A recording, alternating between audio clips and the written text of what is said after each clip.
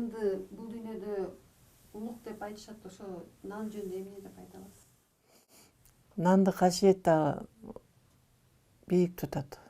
Аябай. Баарынан улук нан болот балам деп айтат аталар.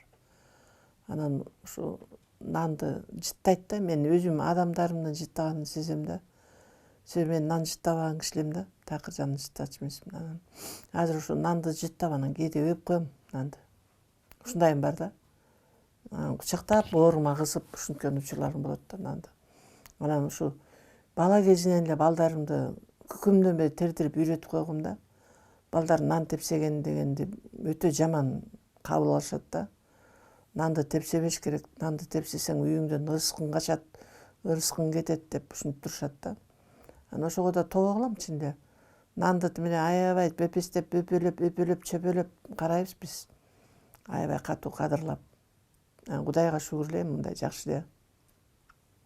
Анан бул нанды иттин ырыскысы деп айтат экен, касиет дагычы.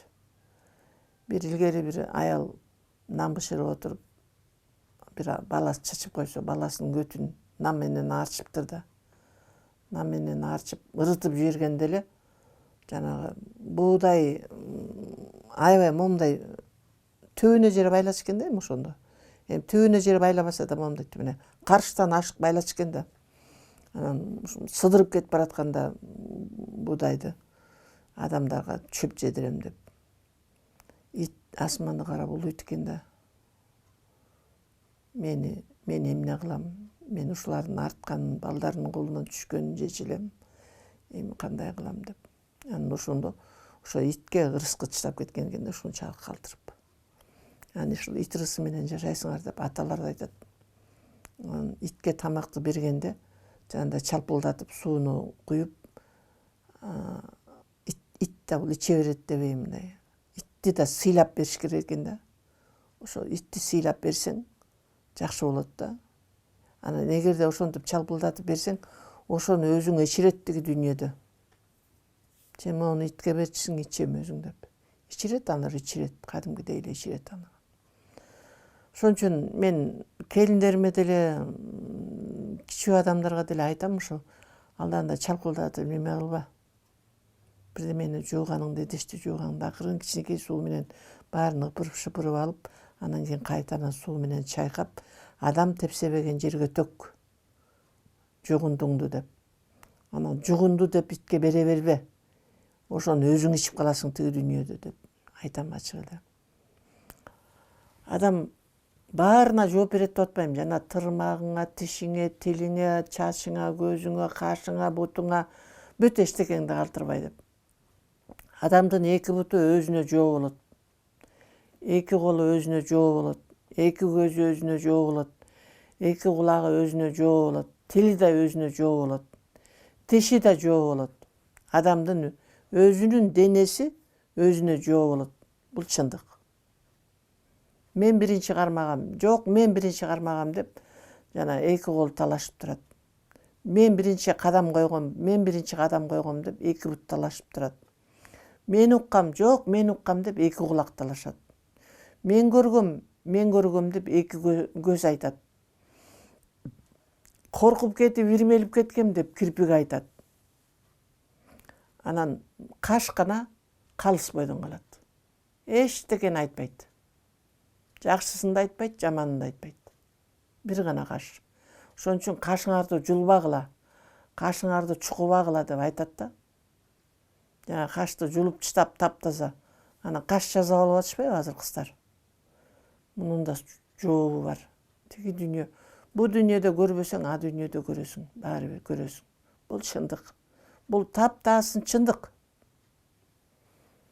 Чындыктан эч ким эч жака качып кутула албайт. Өлүм чындык, өлүм ак. Сурак да чындык, сурак ак.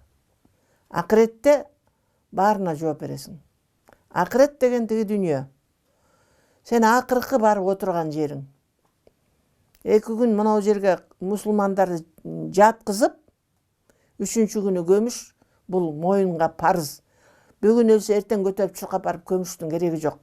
Өзбектер ушундай кылат экен, арабтар мындай кылат экен, дуңгандар тигиндей кылат экен деп бирөөнү туурабагыла деп айтат. Силер деген чыныгы таза мусулмансыңар. Силер өзүңөрдүн эмеңерди, салтыңарды, өзүңөрдүн жөнүңөрдү өзүңөр гана алып жүргүлө жөндөп. Bir күнү тигини карап, bir күнү муну карап иш кылбагыла деп. Чындык бул чындык. Мен бала кезден 2 күн жаткызып 3-чү күнү көмгөн. Эч качан бүгүн өлсө эртең чуркап барып көмгөн эмес. Ошон үчүн бул адамдарды колунан келишинче 2 күн жатып, ошол үйдө жатканда 2 күндө ошол адамды ким сыйлайт, ошол ким ыйлайт, ошону көрөт экен касиет дагычы. Сен сыйларың барбы, сенга ыйларың барбы? Сени кадырлап кастарларың барбы? Сени бир кадимкидей сени тутаарың барбы деп. Анан мен ошону көрдүм мына жакында бир өлүмдө. Ошол кишинин кадыры бар, адамкерчилиги бар экенин көрдүм дагы бир жолу. Себеби мен ал кишини жакшы көрчүмүн өзүм. Жакшы адам болчу, күлүп жайнап эле, бажырайып эле, майдын розасындай болуп эле турар эле жарыктым. Анан бир гана нерсеге нааразымын, арман кылам. Ушу арак ичпечи, жеңе. Сизде касиет бар экен деп айттым. Ошонумду көп этибар албай койду. Анан доктурга бир көрүнүп коюңузчу деп айткан сөзүмдү этибар албай койду. Акча жок, бизде кыргыздарда ошондой го. Акча жок, анан оору күтпөйт да. Мен айтарым, оору күтпөйт. Бирөөдөн карыздап болсо да көрүнүп алыш керек да. Анан кийин карызыңан кутулушуң керек. Анан кое тур дегенде ал чокой эмес, ден соолук деген. Же бир көйнөк эмес, жамап коеюн. Чокоюң болсо тигип алайын, жамап алайын дегендей. Ден соолукту жамай албайсың, ден соолукту сатып да ала албайсың. Ошон үчүн өз убагында болгону жакшы болот да, баардык нерсе өз убагында. Нандан улук эч нерсе болбойт. Нанды тебелебеш керек, нанды тепсебеш керек. Жана көчөдө мусорда көп жатат экен деп айтты балам. Мусорда нан, укмуштудай нандар жатат экен, мама. Эч ким коркпойт экен, баарын ыргытат экен деп. Ошону жыйнап, айылда кишилерине, кошуна колоң ар жакта жерде жашаган кишилерге берип коюш керек да. Итиңерге берип коюңуздарчы деп. Кесир да мунун баары тең. Ошондой кесирдин асабынан кече 90-жылдан кийин ачка калгандарын, жүгөрү жеп калгандарын, эчтегеси жок калгандарын унутуп калыптыр адамдар кайта эле. 2 кесим нанды кесип алып тиги балама берчимин, 2 кесим нанды тиги балама берчимин деген кишилер. Кедей бай болсо, кедейлигин кыржыл кетирбейт дейт. Бай кедей болсо, байлыгын кыржыл кетирбейт дейт. Кедей бай болбосун. Кедей бай болсо дагы ар жагында мен атам айткандай, насили мыкты болуш керек да, түбү мыкты болуш керек экен. Насили мыкты болуш керек, түбү мыкты болуш керек, дээри жакшы болуш керек деген сөз да бекер айтылбайт экен. Себеби адамдын дээринде акыл жатат. Тамыр жатат. Насилинде. Тамыры мыкты да, тетиги түбүндө фундаменти мыкты. Мыкты куюлган фундамент. Алар деген төбөлүк өзүнөн кийин балдарынан кийин балдарына кете берет да. Айткан акылды алар баары бир. Менин балдарым деле азыр менин тирүү кезимде мага эркелер, мага мамам бар деп мүмкүн таянгандай болушар.